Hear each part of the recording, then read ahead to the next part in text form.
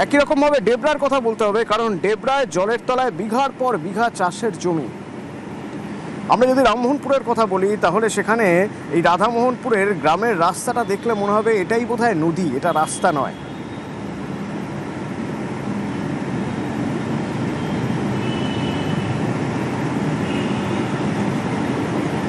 আর ওদিকে ঝুমি নদীর জল বাড়ছে, যার জন্য ঘাটালের পরিস্থিতিও বেশ খারাপ হচ্ছে। জলমগ্ন হয়ে পড়েছে ঘাটালের বেশ কিছু এলাকা, বাড়ি, রাস্তা, চাষের জমি। জমা জল পেরিয়েই কোনো মতে যান চলাচল।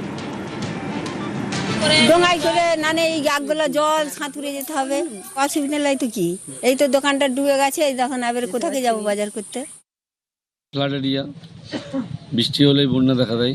বর্তমান সরকার সব রকমভাবে আমরা প্রস্তুত রয়েছি। বিগত দিনে সরকার বন্যা নিয়ে যেভাবে সাধারণ মানুষকে দুঃখ কষ্ট যন্ত্রণা দিয়েছিল, বর্তমান সরকার, জনগণের সরকার, বিজেপি সরকার সব রকমভাবে প্রস্তুত রয়েছে। আশা করি কোনো মানুষের কোনো সমস্যা হবে না।